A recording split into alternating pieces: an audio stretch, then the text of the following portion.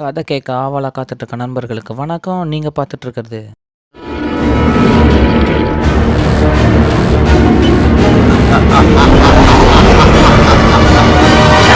ஒரு கதை சொல்லவா?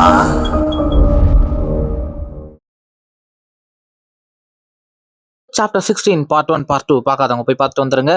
நம்ம டைம் வேஸ்ட் பண்ண நம்ம சாப்டர் 17 போகலாம். பிகாஸ் இது ரொம்ப முக்கியமான அதோட பெரிய சாப்டர். இன்னைக்கு நம்ம பார்க்க போறது 2500 அந்தி மண்டலத்தில் ஒரு வாழ்க்கை அப்படின்ற புக்குடைய அத்தியாயம் 17 கிங் இன் ஆக்ஷன். இன்ட்ரோ.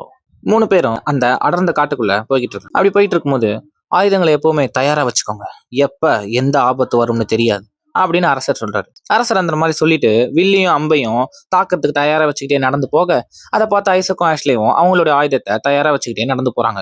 கொஞ்ச தூரம் நடந்து போக அப்போ அரசர், ஐசக், எனக்கு ரொம்ப நாளா ஒரு சந்தேகம் கேட்கட்டுமா அப்படின்னு ஐசக்கை பார்த்து கேட்க, தாராளமா எந்த சந்தேகம் இருந்தாலும் கேளுங்க அரசே, தெளிவுபடுத்ததான் நான் இருக்கனே அப்படின்னு ஐசக் சொல்றான். இந்த உலகத்துல கதிர்வீச்சோட அளவு அதிகமா இருக்கு, அதோட வெப்பமும் அதிகமா இருக்கு. அதனால மனுஷங்களால இந்த மாதிரி பிரத்யேகமான உடை இல்லாம உயிர் வாழ முடியாதுன்னு சொன்னேன். ஆனா இந்த விலங்குகளும் இந்த மரங்களும் செடிகளும் எப்படி பிழைச்சு உயிரோட வாழுது அப்படின்னு அரசர் சந்தேகம் கேட்கிறாரு. இந்த கேள்வியை எப்பவோ கேட்டிருப்பீங்கன்னு எதிர்பார்த்தேன், கொஞ்சம் லேட் ஆயிடுச்சு, இருந்தாலும் பரவாயில்ல சொல்றேன் கேளுங்க அப்படின்னு ஐசக் சொல்லிட்டு விளக்கம் கொடுக்க ஆரம்பிக்கிறான். அரசே, இங்க இருக்கிற மிருகங்கள் எல்லாம் இந்த உலகத்துடைய தற்போது உள்ள சூழலை ஏத்த மாதிரி தன்னை மாத்திக்கிச்சு. அதனால சூரியன்ல இருந்து வர அதிகப்படியான கதிர்வீச்சு அந்த மிருகங்களை கொல்லாம மாறா அதனுடைய வடிவத்தை இப்படி பயங்கரமா மாத்திருக்கு. அதே மாதிரி இங்க இருக்கிற செடிகள் மற்றும் மரங்கள், இங்க இருக்கிற தாவரங்கள் எல்லாம் சூரியனோட கதிர்வீச்சை உள்வாங்கி நல்லா பிரம்மாண்டமா வளர்ந்துருக்கு. மிருகங்களும் சரி தாவரங்களும் சரி சூரியனோட கதிர்வீச்சை உள்வாங்கி பரிணாமம் அடைஞ்சு வெப்பத்திலிருந்து தன்னை பாதுகாத்துக்குச்சு அப்படின்னு விளக்கம் பண்ணிக்கிறான். அரசர் அந்த விளக்கத்தை கேட்டு வியந்து போய் பாக்குறாரு. அதை பார்த்த Isaac, life is always maths a way to survive அப்படின்னு சொல்ல, இப்படியே பேசிக்கிட்டே காட்டுக்குள்ள போய்கிட்டு இருக்காங்க.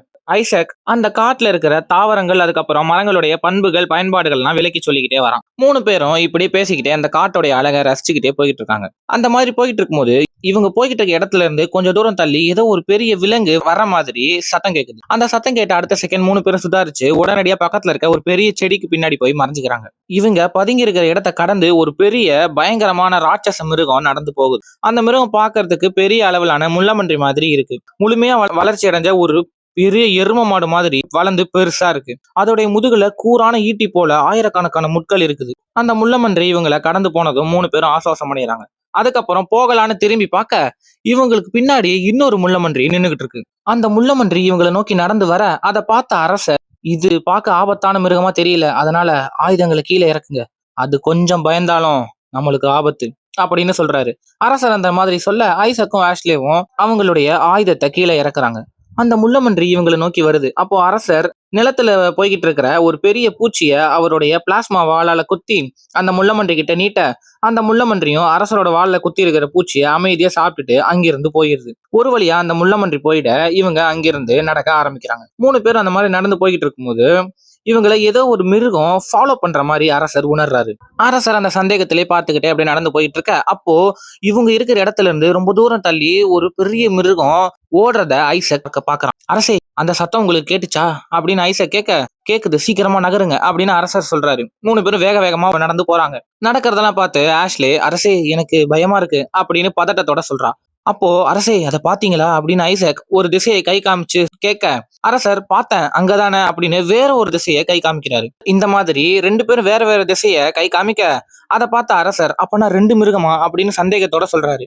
அதே நேரம் இவங்களை கடந்து அந்த மிருகம் போகிறத 2 பேரும் பாக்குறாங்க. இந்த மிருகம் எப்படி இங்க அப்படின்னு அரசர் சந்தேகத்தோட கேட்க, அதை கேட்ட ஐசக், தெரியலையே, எப்படியோ இங்க வந்திருக்கு அப்படின்னு சொல்றான். அப்போ அரசர், இந்த அடர்ந்த காட்டுல இருக்கிறது கொஞ்சம் ஆபத்து, சீக்கிரமா மரங்கள் குறைவா இருக்கிற பகுதிக்கு போகணும் அப்படின்னு அரசர் சொல்ல 3 பேரும் மரங்கள் குறைவா இருக்கிற சமதரையா இருக்கிற ஒரு பகுதியை பாக்குறாங்க. அதுக்கப்புறம் அந்த பகுதியை நோக்கி வேக வேகமா ஓடுறாங்க. 3 பேரும் அந்த மரங்கள் குறைவா இருக்கிற சமதரை பகுதிக்கு வந்து செட்டில் ஆகுறாங்க. 3 பேரும் வெவ்வேறு திசையை பார்த்தபடி ஆயுதங்களை தயாரா வச்சுக்கிட்டே காத்துக்கிட்டு இருக்காங்க. 2 பக்கத்துல இருந்தும் 2 பயங்கரமான மிருகம் இவங்களை நோக்கி நடந்து வருது. இவங்களை தாக்க வந்த அந்த 2 மிருகமும் பார்க்கறதுக்கு 6 அடி உயரமும் சுமார் 1 டன் எடை வரை இருக்கிற மாதிரி தெரியுது. வாய் நிறைய கூர்மையான பற்களை உடைய அந்த 2 மிருகமும் இவங்களை பார்த்து முறைச்சுக்கிட்டே நிக்குது. அந்த 2 மிருகத்தையும் பார்த்த அரசர், ஐசக், ஆஷ்லே, 2 பேரும் நல்லா கேட்டுக்கோங்க, வேற வழி இல்ல, இப்ப நாம ஒன்னா சேர்ந்துதான் போராடி ஆகணும் அப்படின்னு சொல்றாரு. அதை கேட்டு 2 பேரும் தலையசைக்க அப்போ ஐசக், சரி அரசே, அந்த மிருகத்தை தாக்குறதுக்கு யாராவது திட்டம் வச்சிருக்கீங்களா அப்படின்னு கேட்கறான். அதுக்கு அரசர், என் பக்கம் இருக்கிற மிருகத்தை நான் பாத்துக்கிறேன், உங்க பக்கம் இருக்கிறத நீங்க 2 பேரும் சேர்ந்து பாத்துக்கோங்க. அப்புறம் இன்னொரு முக்கியமான விஷயம், முடிஞ்ச அளவுக்கு அந்த மிருகத்தோட கால்களை குறி வச்சு தாக்குங்க அப்படின்னு சொல்றாரு. அரசர் அந்த மாதிரி சொல்லிட்டு இவர் பக்கம் இருக்கிற மிருகத்தை தாக்க தயாராகிறாரு. அதை பார்த்த ஐசக் ஆஷ்லே 2 பேரும் அவங்களுடைய துப்பாக்கியை வச்சு அந்த மிருகத்தை தாக்க தயாரா நிக்கிறாங்க. 3 பேரும் இந்த மாதிரி தயாரா நிக்க, அப்போ தாக்குங்க அப்படின்னு அரசர் கத்திக்கிட்டே அந்த மிருகத்தை நோக்கி பிளாஸ்மா அம்புகளை செலுத்துறாரு. அதை பார்த்த ஐசக்கும் ஆஷ்லேயும் 2 பேரும் அவங்களுடைய பிளாஸ்மா துப்பாக்கியை வச்சு அந்த மிருகத்தை தாக்க ஆரம்பிக்கிறாங்க. அந்த மிருகம் வெவ்வேறு பக்கமா ஓடி அரசருடைய தாக்குதல இருந்து தப்பிக்குது. அரசர் செலுத்துற அம்புகள்ல 1 இல்லைன்னா 2 அம்புகள் மட்டும்தான் அந்த மிருகத்தை தாக்குது. அப்படி ஒரு சில அம்புகள் தாக்கியும் அந்த மிருகத்துக்கு பெருசா எந்த சேதாரமும் ஏற்படல. இந்த பக்கம் ஐசக்கும் ஆஷ்லே 2 பேரும் சேர்ந்து அந்த மிருகத்தை பிளாஸ்மா துப்பாக்கியை வச்சு சரம் வாரியா தாக்குறாங்க. அதுல எதுலயும் சிக்காம அந்த மிருகம் சுத்தி சுத்தி ஓடிக்கிட்டே இருக்கு. ஒரு கட்டத்துல 2 மிருகமும் அரசர் பக்கம் வந்து நிக்குது. இந்த 2 மிருகமும் அரசரை பார்த்து முறைச்சுக்கிட்டே நிக்குது. அதை கவனிச்ச ஐசக் அரசரை பார்த்து, அரசே, என்ன இந்த 2 மிருகமும் எங்களை தாக்குறதை விட உங்களை தாக்குறதுலாம் அதிகமா ஆர்வம் காட்டுது, ஒருவேளை அப்படி இருக்குமோ அப்படின்னு சொல்றான். அதுக்கு அரசர், சந்தேகமே இல்ல, நான் போட்டு தள்ள மிருகத்தோட அப்பா அம்மாவா தான் இந்த 2ம் இருக்கணும் அப்படின்னு சொல்றாரு.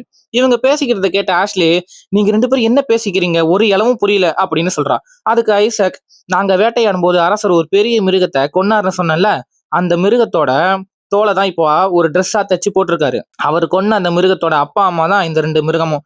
அரசர் போட்டு இருக்க இந்த மிருகத்தோட தோல் ஆடையை வச்சுதான் இதுங்க நம்மள ஃபாலோ பண்ணி வந்திருக்கு, இப்போ அரசரை தாக்குதுங்க அப்படின்னு ஐசக் விளக்கம் அளிக்கிறான். இவங்க இப்படி பேசிக்கிட்டு இருக்க, அப்போ அரசர், இது நான் ஆரம்பிச்சு வச்ச பிரச்சனை, இதை நானே முடிச்சுக்கிறேன், நீங்க ஒதுங்கிக்கோங்க அப்படின்னு சொல்லிக்கிட்டே அந்த மிருகத்தை நோக்கி நடக்கிறாரு. அரசர் சொன்னது கேட்ட ஐசக் ஏதோ சொல்ல வர, அதுக்குள்ள அரசர், வா என்ன தாக்கு அப்படின்னு கத்திக்கிட்டே பிளாஸ்மா வாளை எடுத்துக்கிட்டு அந்த மிருகத்தை நோக்கி ஓடுறாரு. அந்த 2 மிருகங்கள்ல ஒரு மிருகம் அரசரை நோக்கி பாய்ந்து ஓடி வருது. அரசர் அவருடைய வாளை இறுக்கமா பிடிச்சுக்கிட்டு கத்திக்கிட்டு அந்த மிருகத்தை நோக்கி வேகமா ஓட, அந்த மிருகமும் இவரை நோக்கி வேகமா ஓடி வருது. Chapter 17 king in action intro இங்க முடியுது. ஸோ அரசர் எப்பயோ பண்ண ஒரு வேலை இப்போ அவருக்கு ஒரு பெரிய வினையா வந்து நிக்குது. அரசர் இதை எப்படி சமாளிச்சு இதுல இருந்து தப்பிக்க போறாரு, இதுக்கப்புறம் இவங்களுக்கு இன்னும் என்னென்னலாம் பிரச்சனை காத்துக்கிட்டு இருக்கு, அதை பத்தி எல்லாம் தெரிஞ்சுக்கணும்னா காத்துருங்க. அது வரைக்கும் உங்களிடமிருந்து விடை பெறுகிறேன். ஒரு கதை சொல்லவா?